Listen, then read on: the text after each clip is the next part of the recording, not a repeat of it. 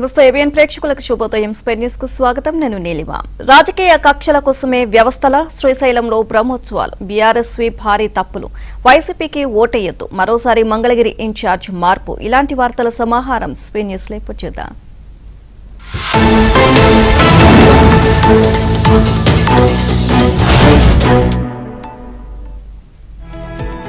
AP governor కు TDP అధినేత చంద్రబాబు లేఖ రాశారు. టీడీపీ నేతలు కార్యకర్తల అణిచివేతే లక్ష్యంగా అధికార పార్టీ అక్రమ కేసులు పెడుతోంది అని ఆరోపించారు. ప్రభుత్వం వ్యవస్థలను రాజకీయ కక్షల కోసం వాడుకుంటోంది అని ఆరోపించారు. ఆ వ్యవస్థలతో టీడీపీ నేతలను వేధిస్తోంది అని లేఖలో పేర్కొన్నారు. మాజీ మంత్రి ప్రత్తిపాటి పుల్లారావు కుమారుడి అక్రమ అరెస్టును చంద్రబాబు ఖండించారు. ఏపీఎస్డీఆర్ఐ దుర్వినియోగంపై మండిపడ్డారు. ప్రభుత్వ విభాగాల ద్వారా టీడీపీ నేతలు కార్యకర్తలపై జగన్ అక్రమ కేసులు పెట్టి వేధిస్తున్నారు అని చంద్రబాబు ఆగ్రహాన్ని వ్యక్తం చేశారు. ఏపీఎస్డీఆర్ఐ ద్వారా టీడీపీ నేతలను బెదిరించి ఆర్థికంగా రాజకీయంగా ఇబ్బందులకు గురిచేస్తున్నారు అని ఆరోపించారు.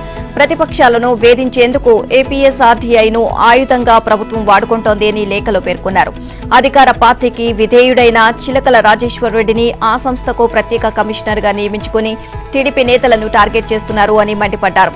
ఎమ్మెల్యే ఏలూరి సాంబశివరావును కూడా ఇబ్బందులు పెట్టారు అని చంద్రబాబు గుర్తు చేస్తున్నారు. ఇక తాజాగా ప్రతిపాటి కుమారుడు శరత్ ను ఈ తరహా కేసులో ఇరికించి అరెస్ట్ చేశారని ఆవేదన వ్యక్తం చేశారు. శరత్ ఆ సంస్థలో కేవలం 68 రోజులు మాత్రమే అడిషనల్ డైరెక్టర్ గా విధులు నిర్వహించారు అని గుర్తు చేశారు. టీడీపీ నేతలను వేధించడమే ఏపీఎస్ఆర్టీఐ పనా అని ప్రశ్నించారు. ప్రభుత్వం సిఐడిని జేబు సంస్థగా మార్చుకుని ఇప్పటికే ప్రత్యర్థి పార్టీ నేతలను కేసులు పెట్టి వేధిస్తోంది అన్నారు. ఏపీఎస్డీఆర్ఐ వేధింపులు భరించలేక పలువురు వ్యాపార నేతలు న్యాయస్థానాన్ని ఆశ్రయించారు అని గుర్తు చేశారు.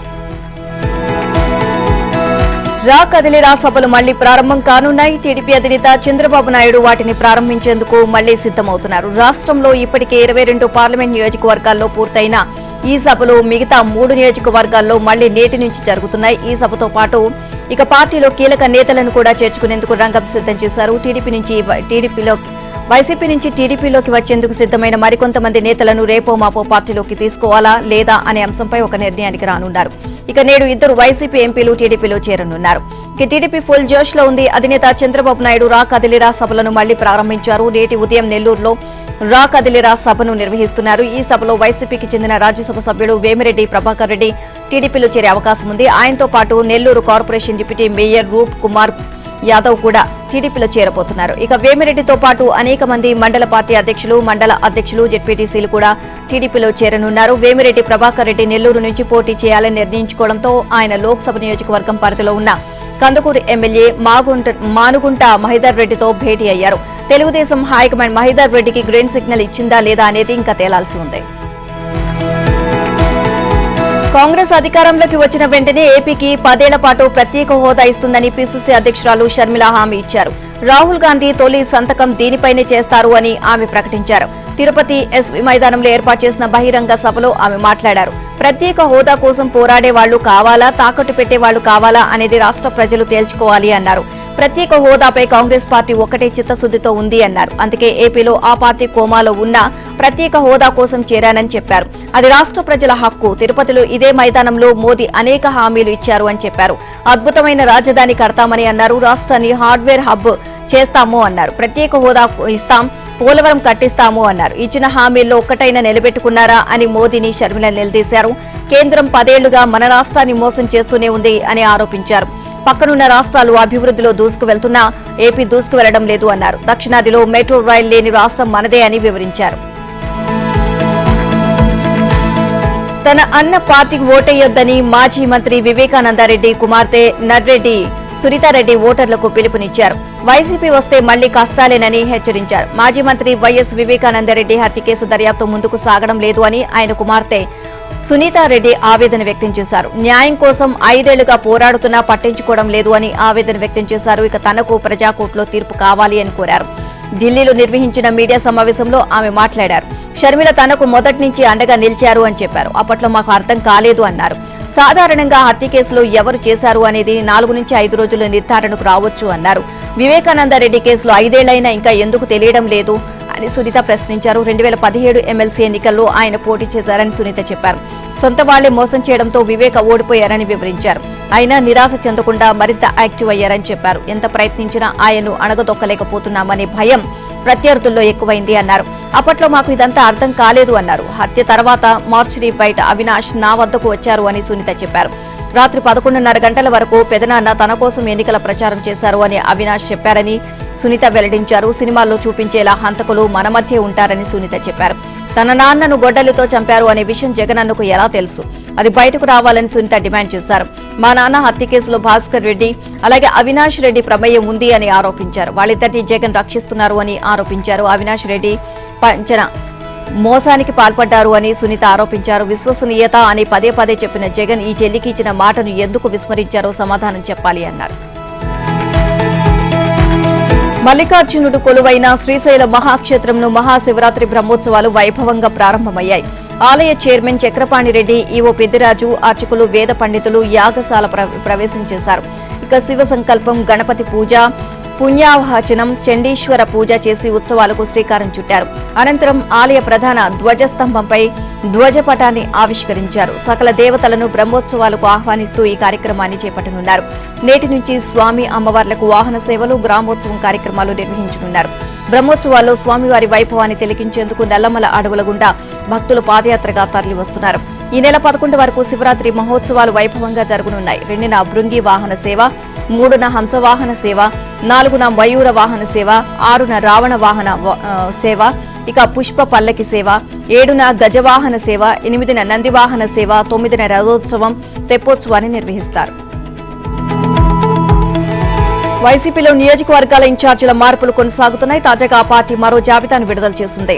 నెల్లూరు లోక్సభ స్థానానికి ఇన్ఛార్జిగా విజయసాయిరెడ్డిని నియమించారు. మంగళగిరి అసెంబ్లీ స్థానానికి మురుగుడు లావణ్య, కర్నూలు అసెంబ్లీ స్థానానికి ఎండి ఇంతియాజ్ ను ఇన్ఛార్జీలుగా నియమించారు. మంగళగిరి నుంచి టీడీపీ జాతీయ ప్రధాన కార్యదర్శి నారా లోకేష్ పోటీ చేస్తుండటంతో ఆయన ఓడించడానికి సీఎం జగన్ కుటిల యత్నాలు చేస్తున్నారు. మంగళగిరి ఇన్ఛార్జీలను ముచ్చటగా 3వసారి మార్చారు. ప్రస్తుత ఇన్ఛార్జ్ గంజి చిరంజీవికి షాక్ ఇచ్చిన సీఎం ఆయన అభ్యర్థిత్వాన్ని తప్పించారు. ఎమ్మెల్సీ మురుగుడు హనుమంతరావు కోడలు, మంగళగిరి మాజీ ఎమ్మెల్యే కాండ్రు కమల కుమార్తె మురుగుడు లావణ్యను మంగళగిరి అభ్యర్థిగా ప్రకటించారు. మాజీ ఎమ్మెల్యే కాండ్రు కమల, మురుగుడు హనుమంతరావు, ఎమ్మెల్యే ఆర్కేను, సీఎంఓను పిలిచి జగన్ చర్చించారు. అసంతృప్తితో ఉన్న ప్రస్తుత ఇన్ఛార్జ్ గంజి చిరంజీవి ఈ సమావేశానికి గైర్హాజరయ్యారు. లావణ్య అభ్యర్థిత్వాన్ని ఖరారు చేసిన సీఎం కలిసికట్టుగా పనిచేసి ఆమెను గెలిపించాలి అని ఆదేశించారు. సార్వత్రిక ఎన్నికలు సమీపించడంతో తుది జాబితా విడుదలకు టీడీపీ అధినేత చంద్రబాబు సమాయత్తమవుతున్నారు. బీజేపీకి ఇచ్చే స్థానాలను మినహాయించి మిగతా స్థానాల్లో అభ్యర్థుల ఎంపికపై ఇప్పటికే సర్వే రిపోర్టు తెప్పించుకున్నారు. పొత్తులో భాగంగా జనసేనకు 24 అసెంబ్లీ, 3 ఎంపీ స్థానాలను కేటాయించారు. అసెంబ్లీ బీజేపీకి కేటాయిస్తే వస్తే 5కి మించి ఇవ్వకూడదు అని టీడీపీ భావిస్తోంది. మొత్తం 30 లోపు అసెంబ్లీ స్థానాలను 2 పార్టీలకు కేటాయిస్తే టీడీపీ 145 స్థానాల్లో పోటీ చేయాలని భావిస్తోంది. ఇక అందుకు అనుగుణంగానే తుది జాబితాను టీడీపీ సిద్ధం చేస్తుంది. కృష్ణా జిల్లా మైలవరం నియోజకవర్గం ఎమ్మెల్యే వసంత కృష్ణ ప్రసాద్ టీడీపీలో చేరనున్నారు. ఆయనకు మైలవరం నుంచి తెలుగుదేశం టికెట్ ఖరారు చేస్తుంది. ఇప్పటికే మైలవరం నియోజకవర్గం టీడీపీ నేతలతో ఆయన టచ్ లోకి వెళ్లారు. వారిని పిలిపించి మాట్లాడుతున్నారు. అదే నియోజకవర్గం ఇన్ఛార్జిగా ఉన్న దేవినేని ఉమను ఇటీవల చంద్రబాబు పిలిపించి మాట్లాడారు. ఉమను పెనమలూరు నుంచి పోటీ చేయిస్తారు అని చెప్తున్నారు. తుది జాబితాలో పెనమలూరుపై ఎటువంటి నిర్ణయం తీసుకుంటారు అనేది సర్వత్రా ఆసక్తికరంగా మారింది. ఇక దీనిపై ఇప్పటికే ఐవీఆర్ఎస్ సర్వే కూడా చేయించారు. అనంతపురం జిల్లాలో పరిటాల కుటుంబానికి 2 సీట్లు ఇవ్వాలని పరిటాల సునీత పట్టుబడుతున్నారు. సునీత పేరును రాప్తాడు నియోజకవర్గానికి ఇప్పటికే ప్రకటించారు. తన కుమారుడు పరిటాల శ్రీరామ్ కు ధర్మవరం నుంచి టికెట్ ఇవ్వాలని పరిటాల కుటుంబీకులు కోరుతున్నారు. వీరంతా హైదరాబాద్ లో చంద్రబాబును కలిశారు. ఆయన ఎటువంటి హామీ ఇచ్చారు అనేది ఇంకా తెలియాల్సి ఉంది. తెలంగాణలో ఉపాధ్యాయ పోస్టుల భర్తీకి రంగం సిద్ధం చేసింది. ఇక టీచర్ పోస్టుల ఖాళీల భర్తీ కోసం మెగా డిఎస్సీ 2024 నోటిఫికేషన్ జారీ అయింది. సీఎం రేవంత్ రెడ్డి తన నివాసంతో డిఎస్సీ నోటిఫికేషన్ విడుదల చేశారు. 11,62 పోస్టుల భర్తీకి రంగం సిద్ధం చేశారు. ఇక మార్చి 4 నుంచి ఏప్రిల్ 2 వరకు ఆన్లైన్లో దరఖాస్తులు స్వీకరిస్తారు. పరీక్షల తేదీలను త్వరలో తెలియజేస్తామని ప్రభుత్వం ప్రకటించింది. గత ఏడాది సెప్టెంబర్ 6న 5,089 పోస్టుల భర్తీకి ఇచ్చిన ప్రకటనను ప్రభుత్వం రద్దు చేసింది. తాజాగా అదనపు పోస్టులను జత చేస్తూ 11,062 ఉద్యోగాల భర్తీకి నోటిఫికేషన్ విడుదల చేసింది. వీటిలో స్కూల్ అసిస్టెంట్ పోస్టులు 2,629 కాగా 727 భాషా పండితులు, 182 పీఈటీ, 6,508 ఎస్జీటీ, అలాగే ప్రత్యేక కేటగిరీ స్కూల్ అసిస్టెంట్ పోస్టులు 220, ఎస్జీటీ 296 ఉన్నాయి. అభ్యర్థులు మార్చి 4వ తేదీ నుంచి ఆన్లైన్లో దరఖాస్తు చేసుకోవచ్చని విద్యాశాఖ పేర్కొంది. ఒక పోస్టుకు దరఖాస్తు రుసుము రూపాయలుగా నిర్ణయించింది. ఇతర కేటగిరీల పోస్టులకు విడిగా దరఖాస్తు చేస్తే వాటికి 1000 చొప్పున రుసుము చెల్లించాలి. 2023 జూలై 1 నాటికి 18 ఏళ్లు నుండి 46 ఏళ్లలోపు ఉన్నవారు అర్హులు. రాష్ట్ర ప్రభుత్వ ఉద్యోగులకు, ఎస్సీ, ఎస్టీ, బీసీ, ఈడబ్ల్యూఎస్ అభ్యర్థులకు 5 సంవత్సరాలు, మాజీ సైనికులకు 3 ఏళ్లు, దివ్యాంగులకు 5 ఏళ్ల సడలింపు ఇచ్చారు. గత డీఎస్సీలోని పాత పోస్టులకు కొత్తగా ఖాళీలను జత చేస్తూ నోటిఫికేషన్ విడుదల చేసింది. పాత అభ్యర్థులు మరోసారి దరఖాస్తు చేసుకునే అవసరం లేదు అని టీ సర్కార్ స్పష్టం చేసింది. డ్రగ్స్ కేసుతో తనకు సంబంధం లేదని సినీ దర్శకుడు క్రిష్ స్పష్టం చేశారు. రాడ్సన్ హోటల్ డ్రగ్స్ కేసుపై ఆయన హైకోర్టులో పిటిషన్ దాఖలు చేశారు. ఈ కేసుతో తనకు ఎలాంటి సంబంధం లేదు అని వివరణ ఇచ్చారు. ఇందులో తనకు ఇరికించే ప్రయత్నం చేస్తున్నారు అని పిటిషన్లో పేర్కొన్నారు. దీనిపై విచారణ చేపట్టిన న్యాయస్థానం రాడ్సన్ డ్రగ్స్ కేసు పూర్తి వివరాలను కోర్టుకు సమర్పించాలి అని గచ్చిబౌలి పోలీసులను ఆదేశించింది. తదుపరి విచారణను సోమవారానికి వాయిదా వేసింది. మేడిగడ్డ విషయంలో బీఆర్ఎస్ తీరు హాస్యాస్పదమని మంత్రి ఉత్తమ్ కుమార్ రెడ్డి విమర్శించారు. National dam safety authority committee ఏర్పాటును స్వాగతిస్తున్నట్లు తెలియజేశారు. మేడిగడ్డ, అన్నారం, సుందేళ్లపై సత్వర విచారణ జరపాలి అని ఆదేశించారు. ప్రాజెక్టుల విషయంలో గత ప్రభుత్వం భారీ తప్పులు చేసింది అని ఆరోపించారు. కమిషన్ల కోసం రైతుల ప్రయోజనాలను పణంగా పెట్టింది అని ఆక్షేపించారు. కొన్ని రిపోర్టులను ప్రభుత్వం ఇవ్వలేదు అని ఎన్టీఎస్ఏ పేర్కొంది. విజిలెన్స్ నివేదికపై న్యాయ సలహా తీసుకుని కేసులు నమోదు చేస్తామని ఉత్తమ్ కుమార్ రెడ్డి తెలియజేశారు. సీఎం రేవంత్ రెడ్డి కీలక ప్రకటన చేశారు. త్వరలో రైతు విద్యా కమిషన్లు ఏర్పాటు చేస్తామని ప్రకటించారు. పౌర సంఘాలతో సమావేశం సందర్భంగా సీఎం మాట్లాడారు. మన విద్యా విధానం ఎలా ఉండాలో కమిషన్ నిర్ణయిస్తుంది అన్నారు. 25 ఎకరాల్లో ఎస్సీ, ఎస్టీ, బీసీ, మైనార్టీ గురుకులాలు ఏర్పాటు చేస్తామని అన్నారు. పైలట్ ప్రాజెక్టుగా కొడంగల్లో సమీకృత గురుకుల వర్సిటీ సముదాయాన్ని నిర్వహిస్తాము అన్నారు. ఇక పంటల బీమా పథకాన్ని పకడ్బందీగా అమలు చేస్తామని చెప్పారు. గత ప్రభుత్వంలో నెలకొన్న చిక్కుముడులు తొలగించి ఉద్యోగాలు భర్తీ చేస్తామని అన్నారు. ఇక యూపీఎస్సీ తరహాలో టీఎస్పీఎస్సీ ద్వారా నియామకాలు చేపడతామన్నారు. ధర్నా చౌక్, ప్రజాభవన్ అందుబాటులోకి తెచ్చాము అని వివరించారు. పంట మార్పిడి పథకాలకు ప్రాధాన్యం ఇవ్వాలి అని నిర్ణయించాము అన్నారు. కౌలు రైతుల సమస్యలపై అఖిలపక్ష సమావేశం నిర్వహిస్తాము అన్నారు. అందరి సూచనలు, సలహాల ఆధారంగా కౌలు రైతుల రక్షణకు చట్టం రూపొందించాలి అని యోచిస్తున్నామని అన్నారు. రైతు భరోసా అనేది పెట్టుబడి సాయం ఎవరికి ఇవ్వాలి అనే దానిపై విస్తృత చర్చ జరగాలి అని సీఎం సూచించారు. ఇంటర్మీడియట్ బోర్డు కీలక నిర్ణయం తీసుకుంది. ఇంటర్ పరీక్షల విషయంలో సడలింపులు ప్రకటించింది. ఇంటర్ పరీక్షల్లో నిమిషం నిబంధన కారణంగా కొందరు విద్యార్థులు పరీక్షలు రాయలేకపోతున్నారు అని గుర్తించింది. ఇక ఈ మేరకు తెలంగాణ ఇంటర్ బోర్డు కీలక నిర్ణయం తీసుకుంది. ఆ నిబంధనను సడలించింది. ఉదయం 9 గంటల తర్వాత 5 నిమిషాలు ఆలస్యంగా వచ్చిన విద్యార్థులను పరీక్షకు అనుమతించాలని నిర్ణయించింది. ఇంటర్ పరీక్షల నిర్వహణలో అవకతవకలకు పాల్పడితే కఠిన చర్యలు తీసుకుంటామని సీఎస్ శాంతకుమారి హెచ్చరించారు. ఇంటర్ 10 పరీక్షల నిర్వహణ, ప్రజాపాలన సేవా కేంద్రాల ఏర్పాటుపై జిల్లా కలెక్టర్లు, పోలీస్ కమిషనర్లు, ఎస్పీలతో సీఎస్ వీడియో కాన్ఫరెన్స్ నిర్వహించారు. ఫస్ట్ ఇయర్, సెకండ్ ఇయర్ కు సంబంధించి రాష్ట్ర వ్యాప్తంగా 1521 పరీక్షా కేంద్రాల్లో సుమారు 9,80,000 మంది విద్యార్థులు హాజరవుతున్నారని అంచనా వేశారు. ఉన్నతాధికారులతో సహా ఏ ఉద్యోగి పరీక్షా కేంద్రంలోకి సెల్ ఫోన్లు తీసుకువెళ్లరాదు అని స్పష్టం చేశారు. ఫిబ్రవరి 28 నుంచి మొదలైన ఇంటర్ పరీక్షలు మార్చి 19 వరకు కొనసాగనున్నాయి.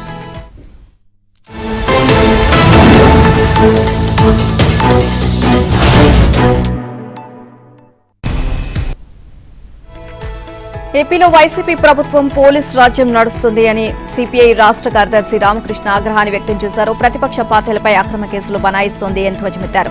ప్రత్యేక హోదా ముగిసిన అధ్యాయం కాదని, మోసం చేసిన అధ్యాయమని అన్నారు. విజయవాడలో మీడియాతో ఆయన మాట్లాడారు.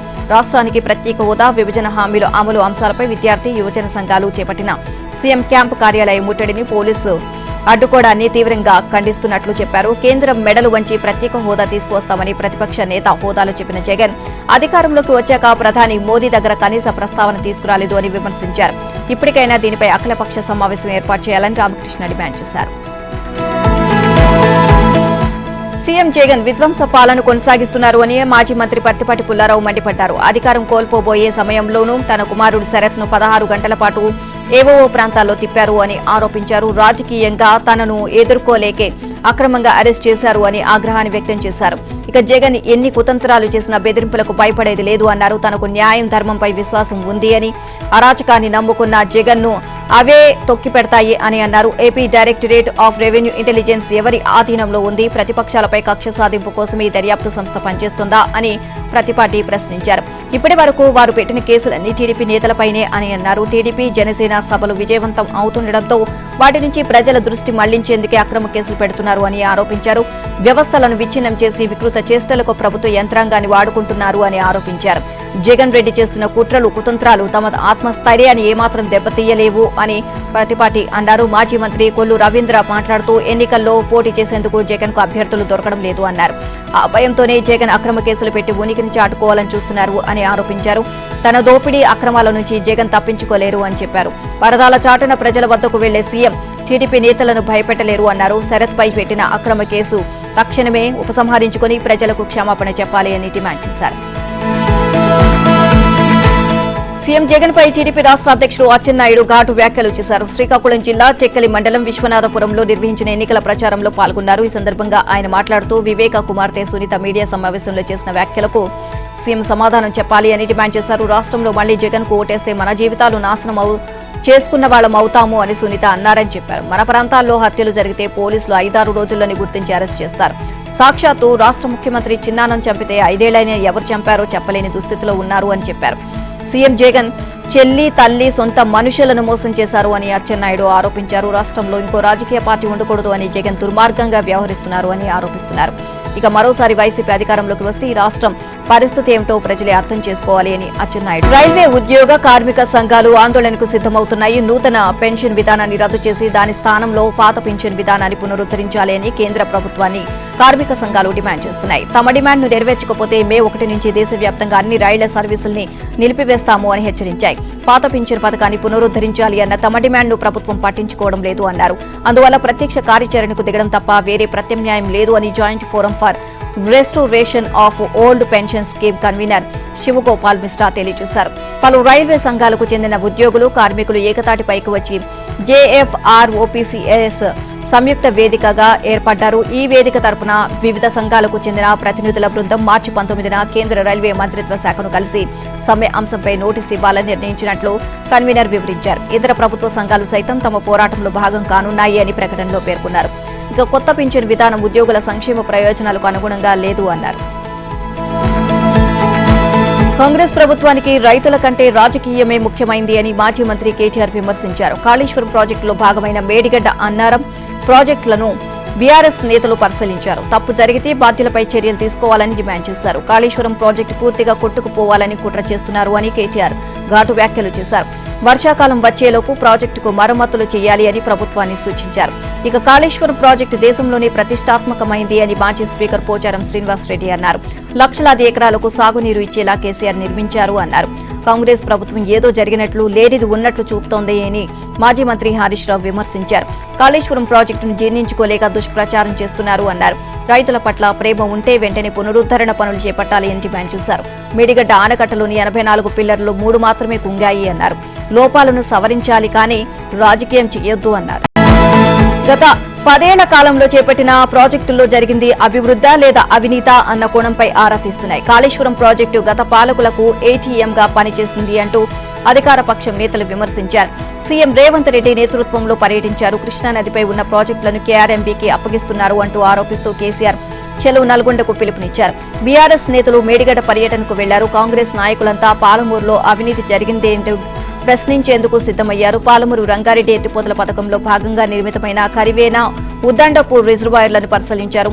సిడబ్ల్యూసీ ప్రత్యేక ఆహ్వానితుడు చెల్లా వంశీధర్ రెడ్డి నేతృత్వంలోని పాలమూరు లోక్సభ పరిధిలోని ఎమ్మెల్యేలు ఎన్ఎం శ్రీనివాసరెడ్డి, వాకిటి శ్రీహరి, వీర్లపల్లి శంకర్ తదితరులు పర్యటించారు. ఈ సందర్భంగా కరివేన రిజర్వాయర్ కరకట్ట పనులను పరిశీలించారు. అక్కడ జరుగుతున్న పనులను అధికారులతో సమీక్షించారు. అనంతరం ఉద్దండపూర్ రిజర్వాయర్లో పెద్ద ఎత్తున నిలిచిపోయిన పనులను కాంగ్రెస్ నాయకుల బృందం పరిశీలించింది. వీటితో పాటు 2015వ ఏడాది పాలమూరు రంగారెడ్డి ఎత్తిపోతల పథకం పనులు ప్రారంభించినప్పటి డిజైన్లో ఉన్న లక్ష్మీదేవిపల్లి రిజర్వాయర్ స్థలాన్ని కూడా నాయకుల బృందం పరిశీలించింది. పనులు జరిగిన తీరును, ఇక్కడ జాప్యానికి గల కారణాలను నాయకులు ఆరా తీశారు. విశాఖ తూర్పు నియోజకవర్గంలో అధికార పార్టీ ఓటర్లకు గాలం వేస్తోంది. ఇప్పటికే పురవీధుల్లో వైసీపీ ప్రలోభాలకు తెరతీసింది. ఓటర్లకు చీరలు పంపిణీ చేస్తూ అడ్డంగా దొరికిపోయారు. ఓటర్ జాబితాను దగ్గర పెట్టుకుని మరి గత 2 రోజులుగా వైసీపీ కార్యకర్తలకు చీరలు పంపిణీ చేస్తున్నారు. అయితే వీరికి వాలంటీర్లు పూర్తి సహాయ సహకారాలు అందించారు అనే విమర్శలు నెలకొన్నాయి. మరోవైపు నియోజకవర్గం సమన్వయకర్తగా ఎంవీవీ సత్యనారాయణ బాధ్యతలు స్వీకరించినప్పటి నుంచి ఓటర్లకు ముందస్తు ప్రలోభాలు మొదలయ్యాయి. కొన్ని నెలల కిందటే పండగ సందర్భంగా ఇంటింటికి ఎంవీవీ సత్యనారాయణ పేరుతో స్వీట్ ప్యాకెట్లు పంపిణీ జరిగింది. ఎన్నికల్లో ఓడిపోతామని తెలిసే నియోజకవర్గంలో చీరలు పంపిణీ చేస్తున్నారు అని ప్రతిపక్షాలు ఆరోపణలు చేస్తున్నారు. కాకినాడ కలెక్టరేట్ ఎదుట సర్పంచులు ధర్నా చేశారు. ఏపీ పంచాయతీరాజ్ ఛాంబర్ ఆధ్వర్యంలో సర్పంచులు ధర్నా చేశారు. తమ సమస్యలు పరిష్కరించాలని పట్టుబట్టారు. కలెక్టరేట్ కు ర్యాలీ నిర్వహించారు. ఇక ప్రభుత్వం తక్షణం 16 డిమాండ్లను పరిష్కరించాలి అన్నారు.